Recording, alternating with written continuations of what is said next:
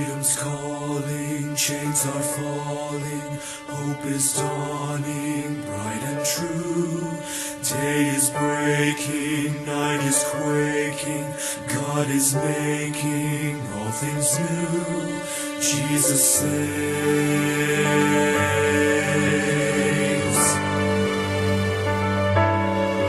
Hear the heart of heaven beating, Jesus saves, and the hush of mercy breathing, Jesus saves, hear the hosts of angels sing, glory to the newborn King, and the sounding joy repeating, Jesus saves. See the humblest hearts adore Him, Jesus saves, and the wisest bow before Him, Jesus saves, see the sky alive with praise, melting darkness in His blaze, there is life forevermore in Jesus saves. We will live our sorrow sharing, Jesus saves, He will die our burdens bearing, Jesus saves, in His blood we'll shout the cross, Christ has paid redemption's cost, while the empty tombs declaring, Jesus saves.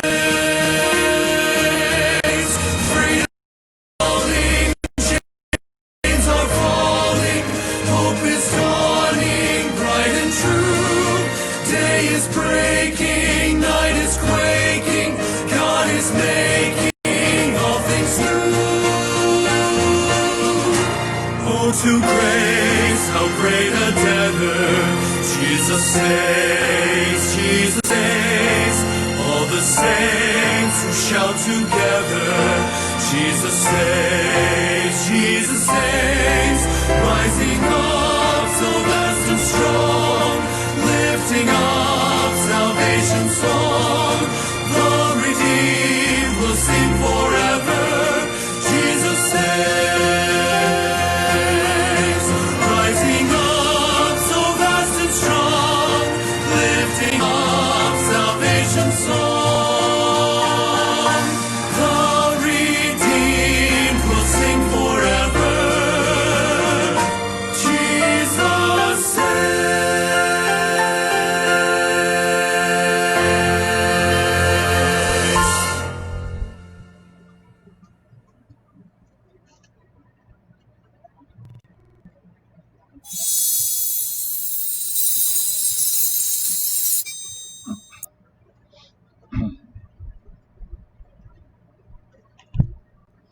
Okay, mga higala, mayong buntag na sab, kini na sab si Pastor Mark Sasidon, na sab ta sa atong The 15-Minute Bible Truth Online Broadcasting Ministry.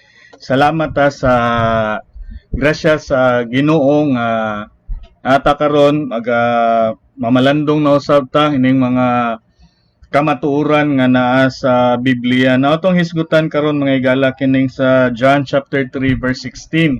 No, common kayo ni siyang bersikulo. In fact, mga gagmayng bata maka-memorize niini, but ato ni siyang kuhaan og mensahe ning kabuntagon karon sa John chapter 3 verse 16. Matud pa nga this is the heart of the Bible, no?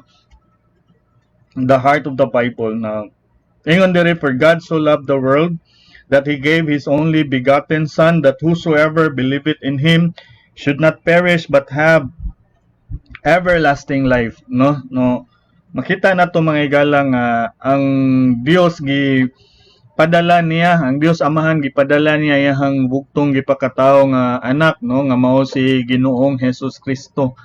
Gani ningon ang Bible nga He is God nga na revealed, no, Dios nga nagpakatao. So atong makita diri sa Bible nga ningon sa John chapter 1 and verse number 12, in the beginning was the Word, and the Word was with God, and the Word was God.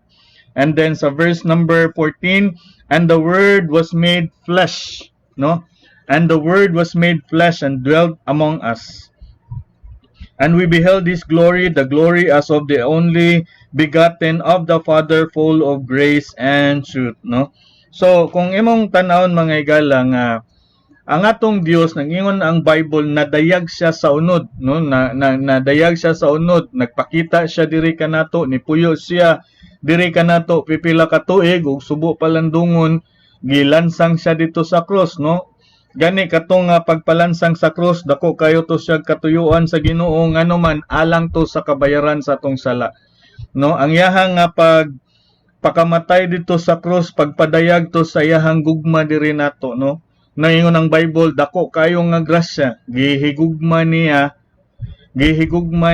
ang mga tao nga dili angayan higugmaon. Salamat nga kita untay angayan nga ilansang sa cross pero siya mo'y nagpalansang alang kanato, no? So dako kayo nga pagpadayag sa gugma sa Dios. That's why atong hisgutan karon mga igala kining gugma sa Dios, no? Kay kung imong tanawon di unta ngayon higugmaon sa Ginoo kay mga rebelde man ta, mga kaaway ta sa Dios, mga makasasala ta, pero salamat sa Ginoo kay matod pa ningon ang Bible nga gihigugma niya ikaw ug ako, no? Now makita nato diri sa verse 16 pirmiro atong aninaw ningon diri nga pirmirong punto, God's love is plenteous. Ingon ang Bible, for God so loved the world, no? So tanan, no? Dili lang kay para sa mga pipila, dili lang kay para sa mga dato, dili lang kay para sa mga arangan sa kinabuhi, dili lang kay sa maayo sa posisyon sa gobyerno, no? Ningon ang Bible alang sa tanan, no?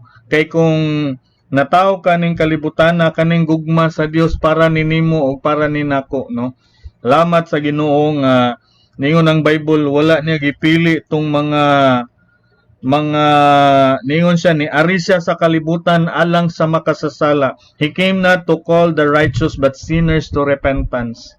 No, so mga igalam atong makita diri sa Bible nga ang gugma sa Dios alang sa tanan, no? Plenteous. Ingon ang Bible, for God so loved the world.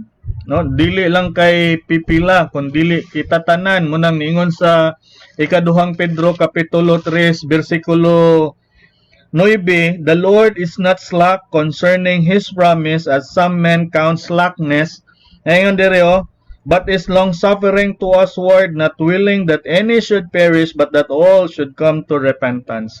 No, unta kita maghinulsol ta, unta kita mo salig ta sa atong buhi nga Dios, salig ta sa gibuhat ni Ginoong Hesus dito sa krus nga katuyahang gibuhat alang to sa kabayaran sa atong sala. No, so unta mga igala makita nato diri sa kamatuoran nga ang gugma sa Dios wala ni siya nagpili. No, wala gyud ni siya nagpili nga ikaw ug ako giimbitar gyud ta nga moduol ta niya. No, niyon ang Bible, come unto me all ye that labor and are heavy laden, and I will give you rest. No, unta nga kita nga mga tao aning kalibutan na we recognize the presence of God. No, we recognize the presence of God nga ingon diri nga it is not to the few nor to the rich but to all, no? Then God's love is providing. Ingon diha for God so loved the world that He gave, no? Gihatag niya. Imagine kita mga tao basically daw man ta. Basically ang atong una-una para ra man gyud sa atong kaugalingon, pipila ra gyud kabuk mga tao nga manggihatagon, but most of the people, no, kita tanan naagyud nato ng kinaiya nga pagkadalo. Apan salamat sa Dios nga ang atong Ginoo dili siya dalo, no? Ningon ang Bible, gihatag niya ang pinaka-precious niya, gihatag niya ang pinaka-maayo nga butang nga naa niya. Ningon ang Bible that He gave His only begotten Son. No, kita kung naatay mga precious kayo nga butang, Di man gyud na nato mahatag, atong ihatag katurmang mga biya nato, katong mga salin sa ato ang kabtangan, but ang Ginoo gihatag niya ang pinakanindot, no, pinakahamili, only begotten Son. That's why ningon ang Romans chapter 5 verse 8, ingon ang Bible, but God commended His love toward us in that while we were yet sinners, Christ died for us. No, so makita na to mga igala nga ang atong Ginoo mohatag ani siya precious gud kayo, hamili. Then ang iyang paghatag nato kanang pinaka maayong nga butang nga makahatag og kaayuhan dili lang nimo nako kundi sa tanan nga mga moduol sa Dios diha. Moduol sa Dios pinaagi ni Ginoong Hesus. Nga imuon niya nga iyaha nga manluluwas, no? God's love is plenteous, God's love is providing, then God's love is present. No? Iyon ang Bible, whosoever believeth, no? So, karon mga igala, nag-ingon ang Biblia nga karon pwede gyutang maluwas. No, kay kinsa man day motuo sa diha nga patay na ta? No. Niyon ang Bible, whosoever believeth, so buhi, present, no, ang kaluwasan sa Dios. Muna ningon sa 2 Corinthians chapter 6 and verse number 2, ingon si Apostle Paul, for he saith, I have heard thee in a time accepted, and in the day of salvation have I succored thee. Behold, now is the accepted time. Behold, now is the day of salvation. No, so makita na to mga igala nga ningon ang Bible karon kuno. Karon ang adlaw sa kaluwasan, dili ugma. Karon nga makadungog ka, dawata kini nga kaluwasan, mintras kadungog pa ka, mintras pwede pa ka mutuo, pwede pa ka makatuo ni Jesus Christ, because time will come nga ini kamatay na to, hukom naman na, gani, ningon ang Hebreano 9:27, ingon ang Bible, and as it is appointed unto men once to die, but after this the judgment. So salamat sa Ginoo mga igala nga naay gi-provide niya nga kaluwasan, igo rantang motuo. Ingon ang Bible, whosoever believeth in Him, no? So karon mga igala pwede gyutang maluwas because ang langit inandam na alang sa mga taong andam. No, we have to prepare for our eternity. Jesus Christ provided us the way to eternity. Niyon siya, I am the way, the truth, and the life. No man cometh unto the Father but by me. So, igala kani nga kamatuoran sa Biblia, wa man gyud lisod-lisura sa Ginoo. Ang tao ra man gyud maglisod-lisod nato. No, gani sa kabayaran sa kaluwas, kabayaran sa atong sala, siya ay may buhat. Ang dalan sa langit, gi-provide niya, gitagaan tag manluluwas si Jesus Christ. So, unsa pa may kinahangluno nato, iguro gitang mutuo, musalig, tayahang bugtong gipadala nga anak, aron magpakamatay alang kanato, no? Lisod bagod na siya, lisod lang na siya igala kung di gyud ka mutuo. Di gyud ka musalig, mo bitaw na giingon nga nanay pagkaon diha sa lamisa, igo na lang kang mutuo, igo na lang kang mulingkod, igo kang mukaon. But kung di gyud ka musalig sa nagsuka diha, unsa may mong tanon buhaton, imo ra gyud nang tan-awon, or else magluto kag imuha. Nyag magluto kag imuha, mainsulto tong nagluto anang pagkaon nga naa sa lamisa. So samang paagi, kung mangita kag imong paagi sa kaluwasan, giinsulto nimo ang atong buhi nga Dios. That's why mga igala, importante kaayong masayod ta, importante kaayong ato ni siyang hangpon sa atong kinabuhi.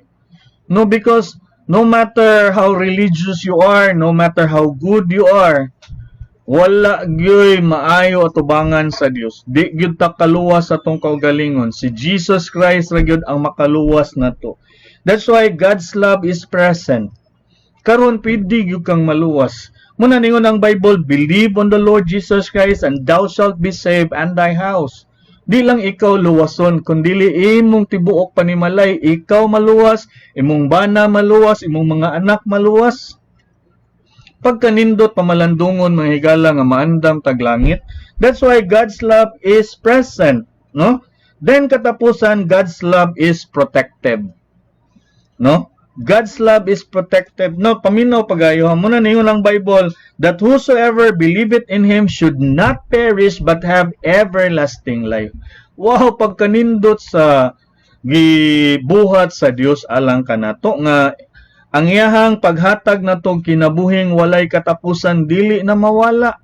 Ingon sa pastor, makasala pa man ta, yes, kinsa bagoy ingon nga di ta makasala pa ta, kay naa pa ta aning unod. But salamat sa Dios nga gitagaan ta sa Ginoo og kaluwasan, gitagaan ta sa Ginoo kinabuhing dayon para ini kabugto aning lawas nga temporaryo, mamatay na ta.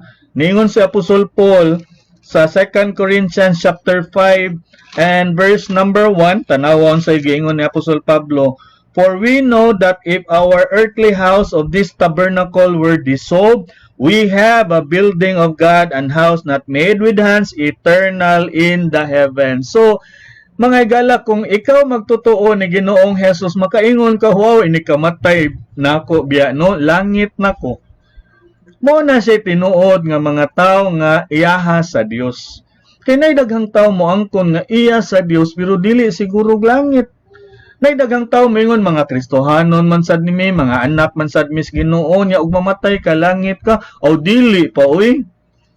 Unsa man ka nga klase nga anak? Anak bagud tinud-anay kas Ginoo, kay ang tinud-anay nga anak sa Ginoo mao kini.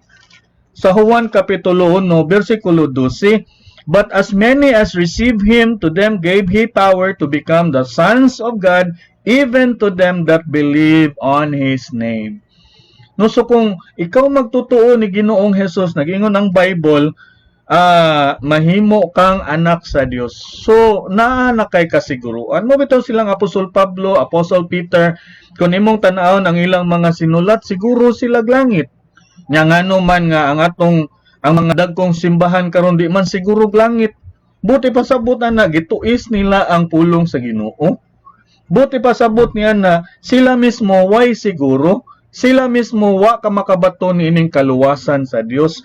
Mo bitaw si Jesus guys, ingon siya sa John chapter 6 verse 47, and siya, verily, verily I say unto you, he that believeth on me hath everlasting life. Kinsay gasultian ni si Jesus Christ mismo. So mga igala, ayaw na anang kinabuhing way siguro. Karon, mintras makadungog ka, mintras makapaminaw ka, dawata si Jesus Christ nga imong manluluwas og makabaton kanini nga dako nga kaluwasan sa Dios. Makabaton kanining kaluwasan nga libre way bayad. No, igo ra gyud kang mutuo nga once mutuo ka, ingon ang Bible, maluwas ka pagkanindot anang butanga mga igala. That's why importante kayo nato karon nga ikaw ug ako makapaniguro ta og langit. Okay? Muna ingon ang Bible, for God so loved the world that he gave his only begotten Son, that whosoever believeth in him should not perish but have everlasting life. Igara makapaniguro gyud ka. Makaangkon gyud ka ning kinabuhing way katapusan. Dawata si Ginoong Jesus. Ihimuha siya nga imong manluluwas. Ug ikaw maluwas. Kini nausab si Pastor Mark sa Sidon. Daghang salamat sa inyo nga pag-uban kanamo karon ug ginaot mi nga sa sunod nga higayon ikaw magapaminaw og padayon ug ako mag-ingon kanunay kaninyo ang Dios magpanalangin. Daghang salamat ug maayong adlaw natong tanan.